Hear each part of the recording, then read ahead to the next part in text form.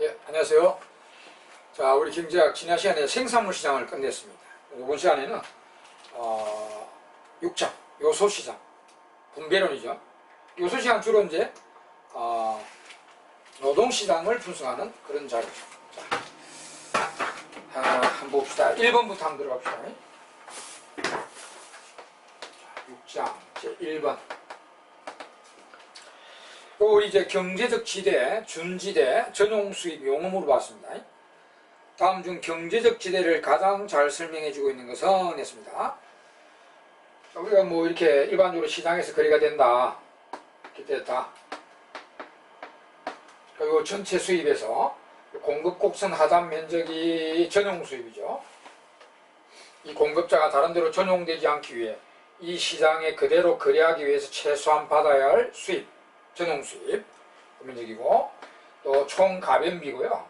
이 물건 만드는 데 들어간 총 가변비고 총 기회비용 개념이죠. 그럼 이제 전용 수입을 초과해버린 요 이제 삼각형 요것이 경제적 지대죠. 일반적으로 말하면 경제적 지대. 단기로 말하면 준지대. 단기로 말하면 준지대. 단기로 말하면 준지대니까 이제 총 고정비 플러스 초과이고요. 경제지대는 그냥 초과이죠. 초과이용. 이거 다 이제 생산자 임료와 같은 개념이죠. 이거 생산자 임료잖아요. 생산자 임료와도 같은 개념인데, 요놈이 이제 우리가 이게 이제 공급이 수직으로 작작 바뀌어 들어가면 고정성이 비탄력적으로 되고 고정성이 강해지고요. 이 공급자가. 그 다음에 독점 성향이 강해지는 공급자가 되죠. 그러면서 자기 수입에서 전용 수입은 자꾸 작아지면서 초과이윤이 커지게 되는 거죠. 그래서 이 경제지대, 준지대를, 원래 토지지대가 토지의 고성성 때문에 발생하잖아요. 그죠? 그래서 그 지대 개념을 이용하여 이제 이게 또 고정성이 강해지니까 좀 자꾸 넓어지니까 그 지대라는 용어를 쓴 거고, 이는 토지를 포함한 더 넓은 개념이니까 이제 경제적 지대, 준지대 이렇게 말을 하고 있다. 자, 그러면 이제 이거 공부하셨는데 한번 풀어봅시다. 가장 잘 설명해 주고 있는 것은 1번 경제지대는 생산 요소를 현재 용도에 그대로 사용하도록 하기 위해 지불돼야만 되는 대가다가 아니고 이 전용 수입이죠. 경제지대는 그 초과이윤이에요. 고정성에 의해서 지속되는 초과 수입, 초과이윤, 그게 경제지대지. 요 보기 1번은 전용 수입을 이야기하고 있는 것입니다.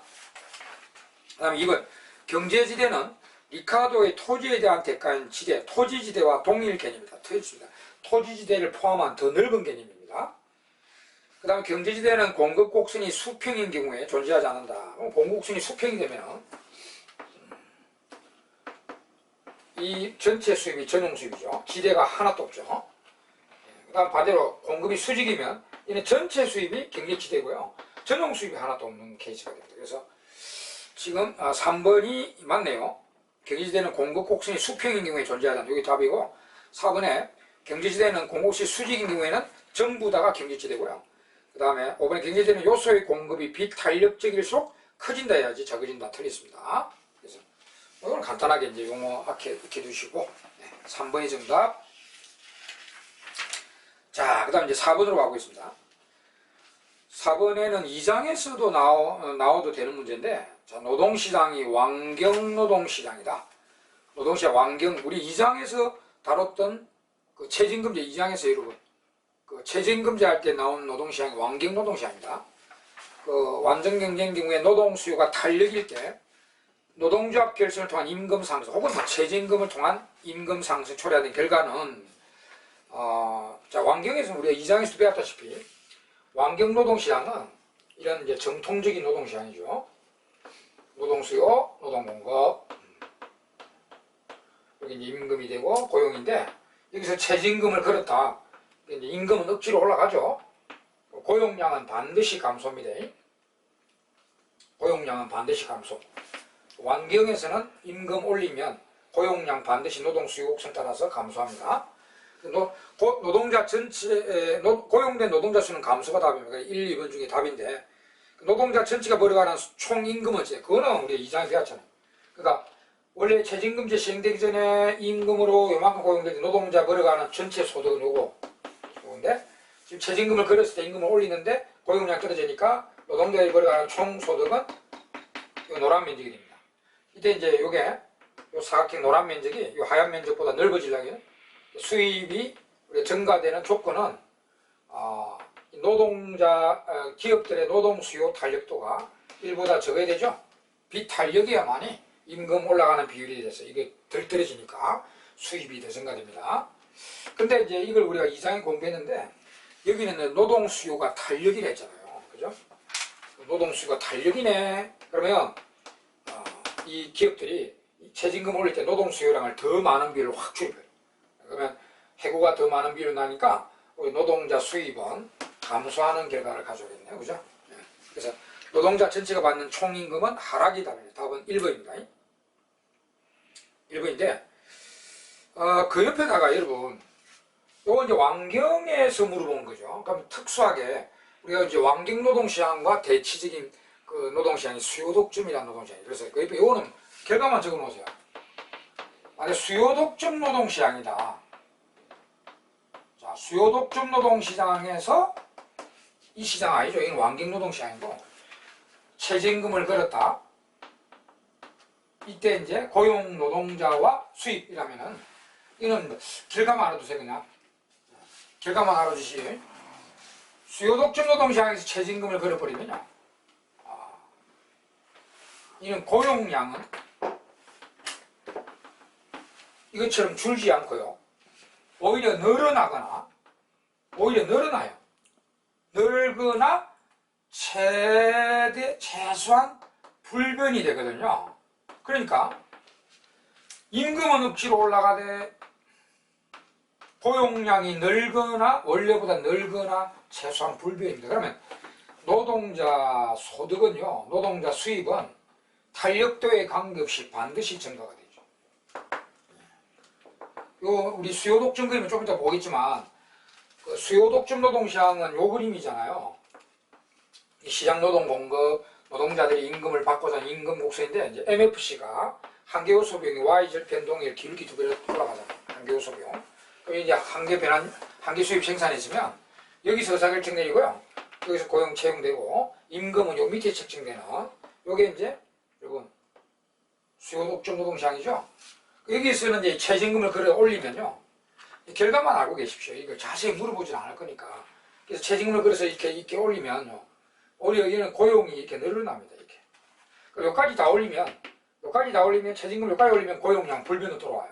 그러니까 이거는 임금은 올라가고 고용량 늘거나 최소한 불변이기 때문에 노동자 소득은 예전보다 반드시 증가되는 결과를 가져옵니다. 이제 요 결과만 이렇게 알아두시기 바랍니다. 이런 문제 나오면 수요독점 노동시장에서는 어찌 됐냐 하면은 그렇게 하시면 되고요. 자, 요 왕경 노동시장에는 이제 요 문제 풀었습니다. 4번. 그다음 그 밑에 이제 5번에 바로 수요독점 노동시장에 대해서 특징에 대해서 물어봤습니다. 노동시장이 수요독점에 지배되고 있는 게 다음 중 잘못된 설명이 됐어요. 자, 수요독점 이것도 한번 더 그려보겠습니다. 수요독점 노동시장은 우리 공급독점 생산물 시장과 정반대 그림이 이제 나타나죠. 자, 이게 수요독점. 이게 노동시장이자 그 노동을 사러 온 기업, 한 개별 기업 분석이죠. 요 노동시장, 요 노동시장입니다. 노동시장에 노동을 사러 온 기업이 요 한 기업밖에 없잖아요. 그러니까 시장 분석이자 기업 분석이 됩니다. 이 기업이 직면한 노동 공급 곡선이자 임금 곡선은 이렇게 당연히 시장 노동 공급인 우상향이 됩니다. 시장 노동 공급선이자 노동자들 받고 있는 임금 곡선, 여기 이제 평균 요소 비용 곡선이죠. 다 같은 말이죠. 이게. 자, 이러면 핵심이 이제 우리가 수요독점은 이거 임금 곡선의 Y절편 동일 기울기 2배로 위로 올라가는 한계 요소 비용 곡선이죠. 이렇게. 그리고 이제 MRP가 있으면 한계 수입 생산 곡선이 있으면 이윤극대 한계 수입 생산 이꼴 한계 요소 여기가 의사결정 노동차를 여기서 채용하고요. 임금은 여기 이제 임금선이니까 요 밑에서 책정되죠. 요게 수요독점 노동시장의 그림이죠. 자, 그림 잘 알고 계시죠? 있는 경우 다음 잘못했습니다. 1번 노동 공급 곡선은 요거죠. 노동 공급선은 노동 평균 노동 비용 곡선과 같다. 이거는 뭐 동의어죠, 동의어. 시장 노동 공급, 노동자들이 받고자 하는 임금 곡선이자 평균 요소 비용 곡선. 임금이 기업으로는 하나당 요소에 지불되는 비용이잖아. 그러니까 평균 요소 비용. 핵심은 요놈이야. 한계 요소 비용이 요보다 위로 올라간다는 거야. 2배, 기울기 2배로.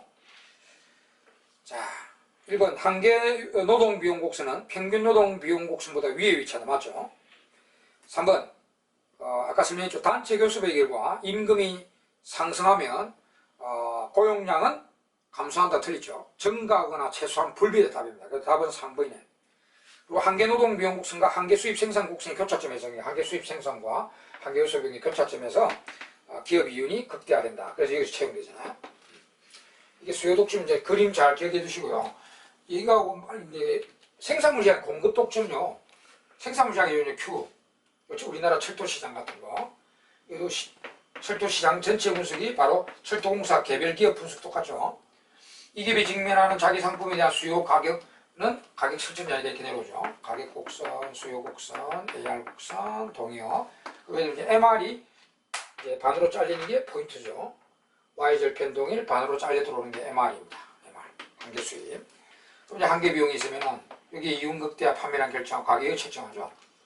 여기 공급 독점 생산물 시장의 그림이고 이거 이제 수요 독점 생산 노동 시장의 그림입니다. 그림이 반대로 그려져 있죠. 이렇게 잘 기억해 두시기 바랍니다. 자, 그다음에 이제 6번에 노동 시장이 왕경 시장으로부터 수요 독점화되면은 노동 시장에 나타날 변화를 설명한 것 중 옳은 것은 이제 이거 시장 노동 시장 균형을 비교하고 있네요. 왕경 노동 시장의 수요 독점으로 바뀌면 노동 시장의 고용량은 어찌 되고 임금은 어찌 되냐? 감소하고 하락하죠. 여기서 비교하면 됩니다, 여러분. 그 비교는 그냥 요 그림에서 비교하시면 되니까. 여기에 지금 이제 요 균형 있잖아요. 요 시장 균형. 이 균형이 3번의 균형. 우리가 불경 기업이 수요 독점 노동 시장에 노동을 서러 온 경우죠. 쉽게 말하면 이제 철도공사 같은 기업이 불안정 있는 기업이 요 기업이죠. 생산물을 독점으로 판다는 이 불안정 있는 기업이 노동 시장에 또 지가 수요 독점자로 온 거죠. 수요 독점에 왔을 때 노동 시장 균형이 여기죠. 그리고 여기가 이제 시장 균형, 여기 시장 수요, 시장 공급 만나 여기가 2번인데 불안정 경쟁 기업이 왕경 노동 시장에 불안정 있는 기업이 왕경 노동 시장에 노동을 사러 왔을 때 이 균형이죠. 불경 기업의 노동 수요 곡선은 MRP니까 한계 수입 생산과 요거하고 요 시장 공급이 만난 여기가 불경 기업들이 덜이죠. 덜. 요 노동 시장에는 기업이 엄청나게 많이 와 있기 때문에 불경 기업들이 왕경 노동 시장에 왔을 때 균형은 여기입니다. 그리고 이제 마지막에 왕경 기업들이 왕경 노동 시장에 왔는데 왕경 기업들의 수요는 요 문도 위에 있죠. 이렇게 여기 BMP입니다. P 곱하기 MP. 여기 있으니까 요거 시장 노동 공급과 시장 수요가 만난 여기가 1번 왕경 기업들이 쉽게 말하면 붕어빵 기업들이 왕경 경쟁 노동 시장에 노동을 사러 왔을 때 균형이 여기죠. 이렇게 이제 우리가 비교를 합니다. 그래서 이제 여기 지금 이 문제는 기업은 어떤 기업인가 말을 안 했어요. 기업은 완전 경쟁 기업이냐 철도공사 같은 기업이냐 말을 안 했는데 여하튼 명백히 노동시장은 왕경이라고 했습니다. 그럼 노동시장 왕경이면 이 점이나 이 점이다 말이에요. 균형이. 그냥 왕경하면은 여기 시장 노동 공급하고 이 BMP나 MRP 이거 만나는 데라고 생각하면 돼요. 물론 기업이 이제 왕경 기업이면 BMP고 불안정 경쟁 기업이면 MRP죠. 수요가. 이거 두 개 나눠지는데 하여튼 두 개가 왕경 노동 시장의 균형입니다. 그게 수요 독점이 되면은 연락이 돼요. 수요 독점은 무조건 이거 하나뿐이잖아요. 수요 독점 노동 시장의 균형이 일로 옵니다. 그래서 임금은 하락하고 고용량이 제일 적죠. 그래서 고용량 감소하고 임금 하락한다가 답입니다. 답은 2번 보시면 됩니다. 자, 그 다음 어디로 가시냐? 9번 이제 계산 문제 나왔는데요. 자, 9번으로 이제 계산 문제 들어갑시다. 주로 이제 이윤극대와 노동 채용량 구하라는 그런 계산 문제인데, 그 이제 이윤극대 원리에 따라서 우리가 계산하시면 되죠. 자, 일단 9번은 문제 한 문제 읽고 있습니다. 어떤 왕경 기업입니다. 자, 기업은 왕경 기업입니다. 부분에 완경기업이고요. 3개의 불변 요소와 1개의 가변 요소를 이용하여 산출물을 생산한다. 이 기업의 단기 생산물 Q는 408x-8x, 그 x가 노동 같은데요. 노동을 생각하면 x 대신에 노동이라 생각하면 돼요. 생산 함수는 Q는 408x 마이너스 8x 제곱이 아니에요. 그리고 x는 가변 요소 양을 말한다. 산출물의 가격 개당 8원입니다. 자, 이 기업이 만들어 파는 붕어빵 가격이죠. 이 완전 경쟁 기업이 붕어빵 기업을 하면 이 붕어빵 가격은 8원으로 팔고 있습니다. 8원이고 가변 요소의 가격이 단위당 32원. 이 임금이랄까요? 요소 가격이 여기 x가 노동입니다. 노동인데 요소 가격 임금은 단위당 32원. 이때 단기에서 이 기업이 얼마만큼 가변 요소 x를 사용하는가? 단 노동자를 몇 명 채용하는 겁니다. 단 그 요소 시장도 완경이다. 자, 노동 시장도 완경이다. 완경 노동 시장, 완경 기업입니다. 이런 게 이제 잘 나오죠. 두 쪽 다 완경인 경우가. 그럼 우리가 이제 이런 거는 이제 그 이윤급 노동 채용의 이윤급 원리 잘 정리되어 있죠, 여러분. 그걸 이용해서 계산하는 겁니다. 그 정리해드리면 계산하기 전에 정리해드리면 우리가 가장 기본적인 아무 데서나 쓸 수 있는 모든 데 통용되는 노동 채용의 이윤극대 원리가 MR 이퀄 MP는 MFC죠. 이건 뭐 어디에서나 적용되는 노동 채용의 이윤극대 원리입니다. 근데 만약 기업이 붕어빵 기업이면 자, 이 노동을 채용해서 물건 팔 때 완전 경쟁 기업으로 활동하는 기업은 이거 MR하고 P가 같기 때문에 P 곱하기 MP라고 해도 되죠. 한계 생산물 가치라고 해도 되고요. 기업이 완경 기업이면 기업이 철도공사하면 요 말만 해야 되고요. 이 말 하면 안 되고, 완경기업이면 이 말 해야 되고, 이 말 해야 되고. 그 다음에 요거 대신에 요거 임금이라 할 수 있는 거는 한계요소 비용과 임금이 같아지는 계세가 또 완경노동시장이죠.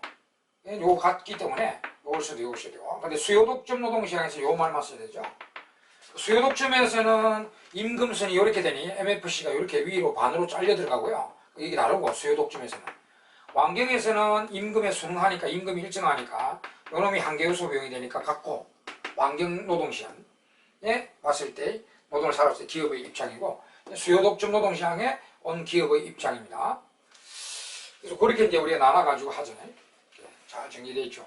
그럼 요거는 완경기업이 완경에 왔으니까 기본적으로 요건데 그 완경기업이니까 이제 P하고 MR이 같으니까 MRP 대신에 BMP를 해야 되고요. 또 완경 노동시장이니까 임금에 순응해서 순응하니까 한계요소 비용이 같거든요. 그러니까 이렇게 해도 됩니다. 그래서 그 문제는 요거 제일 마지막 요거 BMP 이꼴 MF BMP 이꼴 임금 요 공식을 따라서 계산 문제를 풀면 되거든요. 그래서 한번 봅시다. 자, P 곱하기 MP, P는 8은 되죠. 8 곱하기 MP. MP는 노동의 한계 생산물 요 생산함수 미분하면 됩니다. 미분하면은 여기 X가 노동입니다. 그럼 노동을 미분하면은 자, 408 마이너스 8이 16X죠. 여기 이제 MP 노동의 한계 생산물. 그 다음에 이제 이 요소 가격은 임금이 32호이잖아요. 요거에 맞춰서 X 구하면 됩니다. 뭐 이제 수학이죠, 푸는 거는. 풀면은 X는 그 25, 이 시간에 나오는 25.25입니다. 25.25. 자, 그게 9번입니다. 예. 자, 그 다음 이제 12번 보겠습니다. 자, 생산물 시장과 요소 시장이 전부 완경이다. 노동의 한계 생산물은 20, 생산물의 가격은 20, 임금이 300이라고 하자. 단기 이윤을 극대화하기 위한 기업의 행동 중 옳은 것은 뭐 이윤 극대되려면 두 쪽 다 완경이니까 P 곱하기 MP는 임금 요리 되도록 해야 됩니다. 근데 지금 이제 그 노동의 한계 생산물 20이고 생산물 가격이 20인데 지금은 20 곱하기 20은 400이고요. 임금은 300이네요. 이게 좌변이 크네, 그죠? 그래서 이 꼴이 안 되고 있네요. 이 그림을 보면 임금은 300이 되는데 BMP를 진짜 정확히 그리면 P가 일정하지만 MP가 처음에 이제 진짜 정확히 그리면 진짜 올라갔다가 이제 떨어지게 되죠. 이게 이제 BMP인데요. 물론 여기도 이제 요 문제는 여기지만 그러니까 이것도 확인하십시오. 요렇게 올라가지. MP가 특히 올라갈 때 P는 일정하니까 이제 NP가 올라가잖아. 처음에 노동자 채용할 때 한계 생산물 올라갈 때 이거 만나면 여기는 손실극대입니다. 손실극대 노동 채용량이죠. 여기가 이제 내려가면서 만나요. 여기가 이윤극대합니다. 이윤극대와 노동 채용량인데 근데 지금 요 400이고요. 여기 300밖에 안 돼요. 여기 300인데 400이면 BMP가 한계 생산물 가치가 400이면 요거잖아. 지금 요쪽이 왼쪽이 되겠죠. 그죠? 여기서 채용하고 있다. 요 BMP가 400 요거는 300 이렇게. 그러면 이거 이제 이윤극대하기 위해서는 노동자를 지금보다 무조건 더 채용해야 됩니다. 그래서 노동을 더 늘린다. 답은 1번이 되겠죠. 이렇게 이제 풀면 됩니다. 당연히 오른쪽에서는 줄인다. 그리고 이것도 확인하세요. 여기서 올라갈 때 만나도 이윤극대 아닙니다. 이거는 MP가 오르는 부분은 손실극대입니다. 자, 그 다음에 넘어가고 이제 14번, 15번, 16번 우리 이제 소득 불평등도 측정하는 방법입니다. 소득 불평등도 측정. 자, 14번은 이제 국민의 50%는 14번이 진위계수 계산 문제인데요. 진위계수. 국민의 50%는 소득의 100원을 균등하게 갖고 있고 나머지 50%는 소득이 전혀 없다면 진위계수가 얼마냐. 우리 진위계수는 이제 이렇게 하죠. 이렇게 로렌츠 곡선이 이제 있죠. 대각선이 나오고 이렇게 이제 로렌츠 곡선이 나오면 삼각형 OT5' 면적분에 이 로렌츠가 만들고 있는 이 반달 면적, 삼각형 면적분에 이 반달 면적으로 계산하는 게 진위계수죠. 근데 요 문제가 이제 우리나라 국민의 50% 소득이 100이 똑같고 나머지 50% 소득이 없다. 자, 이래 됐어요. 우리나라 우리나라 국민이 10명이라 가정하고요. 5명은 소득입니다. 소득이 빵빵빵빵빵빵 5명 소득빵. 5명은 소득이 100원으로 동일하게 갖고 있다. 여러분 요거 소득 분포 잘 보세요. 우리나라 인구가 10명이든 100명이든 1000명이든 간에 반은 반 딱 나눠주고요. 소득이 전부 동일하죠. 이건 0원으로 동일하고 100원으로 동일하죠. 두 계층.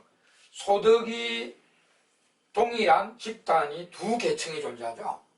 그죠?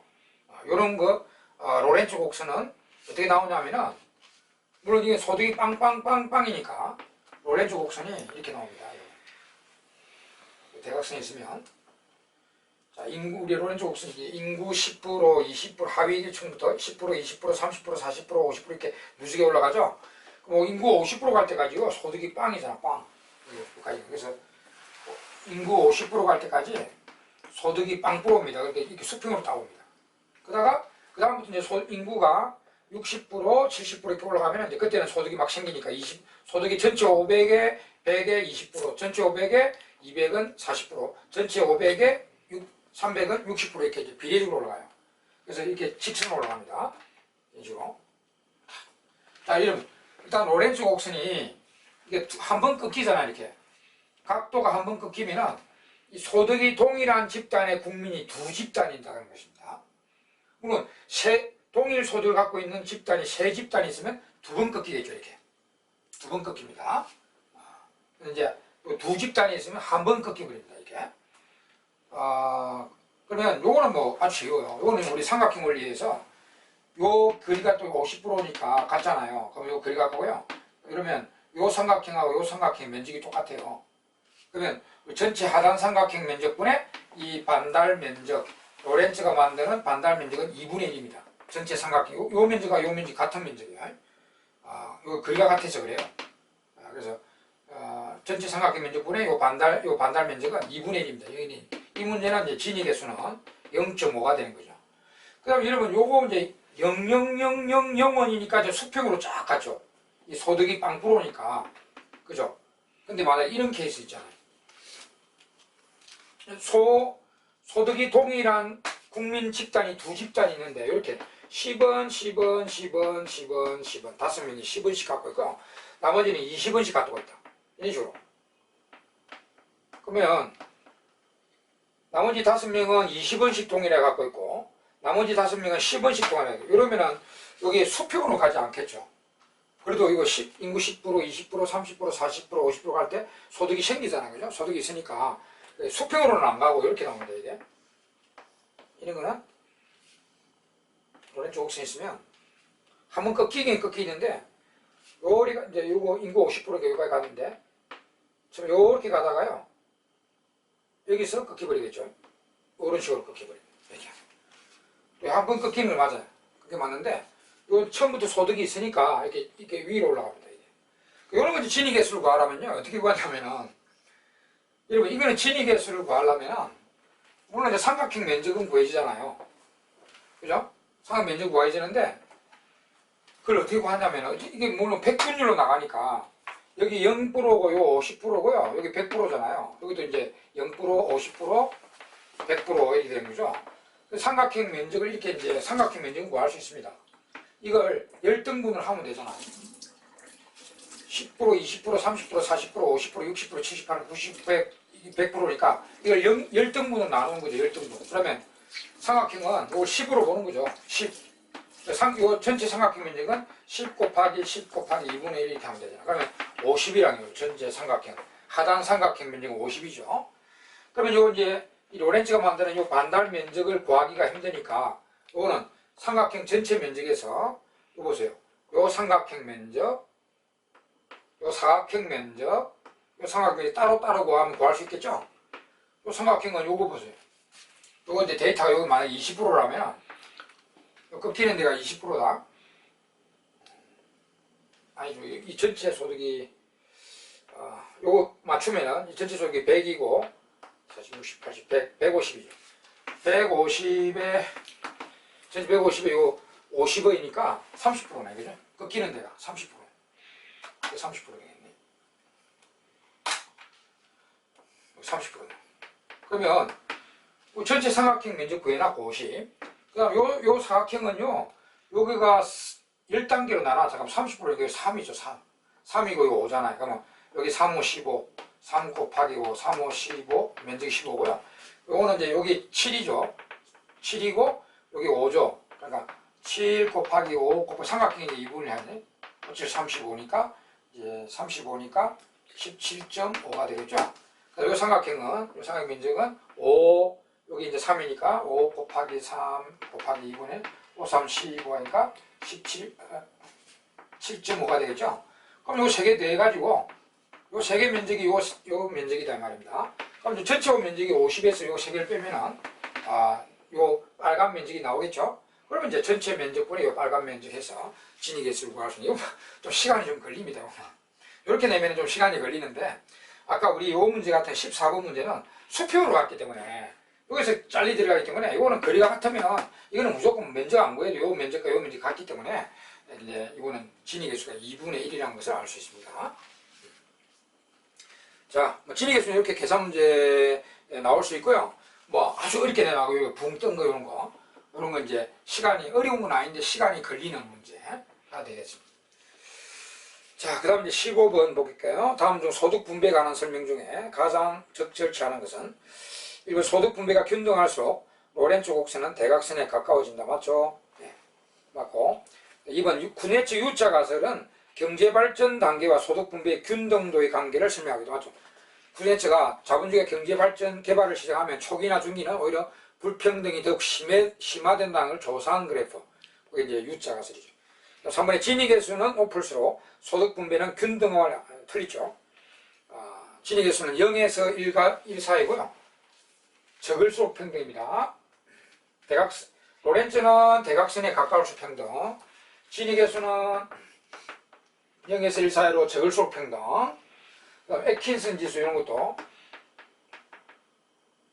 뭐 주관적으로 평가하는 지수지만 그래도 0에서 1 사이로 적을수록 평등하다 보는 거고요. 그 다음에 이제 10분위 분배율은 10분위는 2에서 0 사이로 클수록 평등이고요. 그 다음 5분위 분배율은 1에서 무한대 사이로 적을수록 평등 이렇게 이제 다 알고 계시죠. 그래서 요거 3번이 틀렸습니다. 진위계수가 높을수록 소득 분배는 불평등한데 균등하다 틀렸습니다. 답은 3번이고요. 그 다음 4번의 10분위 분배율은 최하위 40% 10분위와 5분위도 계산 문제 나올 수 있으니까 이제 공식은 외워놓도록 10분위 분배는 최하위 40% 소득 계층의 소득 점유율을 최상위 20% 소득 계층의 소득 점유율 나눈 것 맞죠? 그 5분위는 일단 뒤바뀌는데 분자가 최상위 20%, 분모가 최하위 20% 이렇게 해서 5분위입니다. 같이 4분 맞고, 그 다음에 5번에 10분위 분배는 이론적으로 0과 2 사이의 값을 갖다 맞고요. 자, 그다음 16번 소득 분배에 대한 스스로서 옳은 것은 1번에 진위계수의 크기는 0과 5 사이가 아니고 0과 1 사이입니다. 틀리고, 2번에 진위계수의 크기는 로렌츠 곡선으로부터 도출할 수 있다. 이거 맞죠? 로렌츠에서 그 면적구해가 나옵니다. 답은 2번이고요. 3번 간접세 비중이 상승하면, 우리 간접세는 소비세나 부가치세인데 실질적 역지세죠. 그래서 간접세 비중이 높아지면 우리가 소비를 많이 하는 계층인 소비 비율이 높은 저소득자들이 부담이 더 큰 조세가 간접세입니다. 역진세, 실질적 역지. 그래서 간접세 비중이 높아지면 소득이 불평등화됩니다. 불평등화됩니다. 그러면 진위계수가 높아진다. 클수록 불평등해지니까 높아진다. 됩니다. 간접세 비중이 상승하면 사회가 불평등해지니까 진위계수는 높아진다. 해야 되고요. 그 다음 4번에 이제 소득세, 종합 누진소득세. 우리가 소득세나 종합소득세는 누진세이기 때문에 공평을 잘 추구하는 조세입니다. 물론 탈세ser세가 없다는 가정하에, 그래서 소득세, 종합소득세를 도입하면 평등해집니다. 그러면 로렌츠 곡선이 대각선에 가까워진다 해야 되는데 멀어진다. 틀리고요. 그 다음에 누진세를 강화하면 이렇게 평등해지니까 10분위 분배율은 높아진다. 10분위 요거 하나만 클수록 평등이죠. 그래서 평등해지니까 10분위 분배율이 높아진다 해야 됩니다. 그래서 틀렸습니다. 그래서 맞는 것은 2번만 옳습니다. 자, 이렇게 소득 불평등 지수 조금 이제 봤고요. 그 다음 페이지 이제 18번으로 가겠습니다. 18번. 노동시장의 일반적인 노동시장에 관해서 물어보죠. 노동시장에 관한 논의 중 옳은 것이 있어요. 노동시장에 관한 설명 중 옳은 것은 했습니다.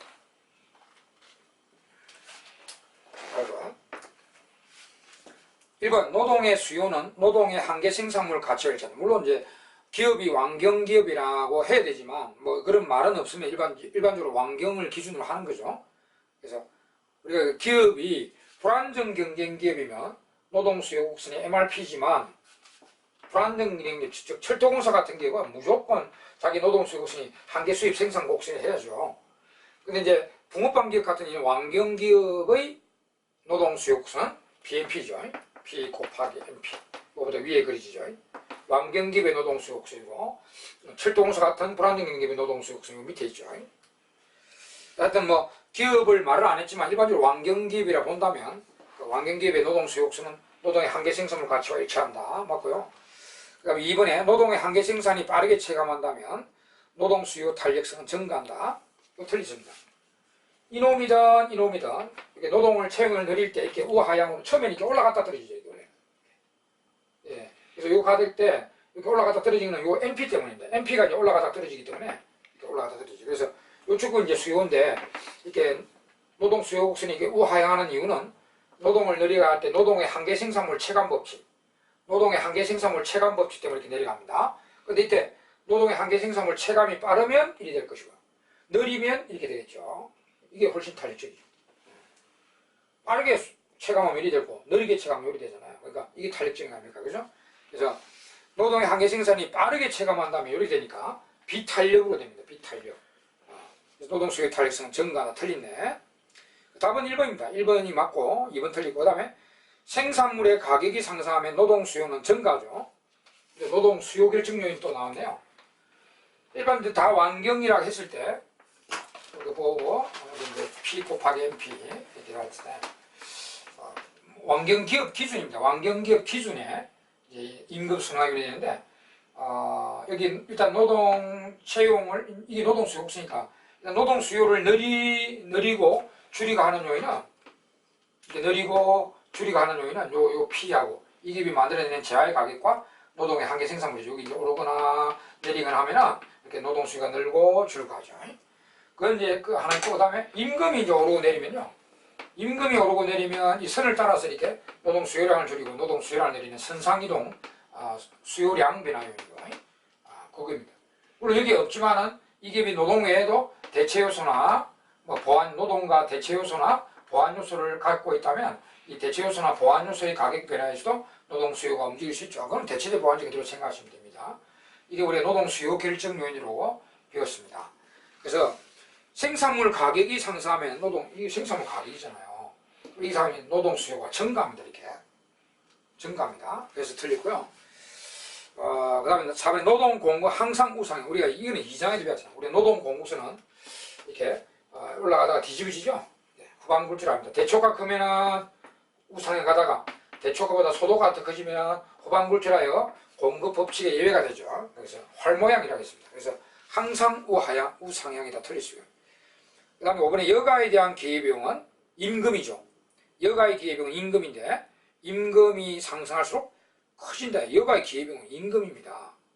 여가의 기회비용은 임금이죠. 그러면 노동의 기회비용은 포기하는 여가 가치고요. 노동하는 것에 이제 포기하는 기회비용은 여가의 가치가 포기되니까 노동할 때 여가를 포기하니까 노동의 기회비용은 포기하는 여가 가치고 여가는 또 임금을 해서 버리는 노동해서 버리는 임금이 포기되니까 여가의 기회비용은 임금입니다. 그래서 여가에 대한 기회비용은 임금이 상승할수록 커진다 해야 되죠. 그래서 5번 틀렸습니다. 그래서 맞는 것은 1번만 옳습니다. 1번만. 자, 오늘 시간 여기까지 이제 18번까지 했고 뒤에 이제 몇 문제밖에 안 남았습니다. 6장도. 그 다음에 이제 6장 몇 문제 더 풀고 다음 시간에 이제 7장 미시의 마지막 장인 또 7장으로 넘어가도록 하겠습니다. 네, 수고했습니다.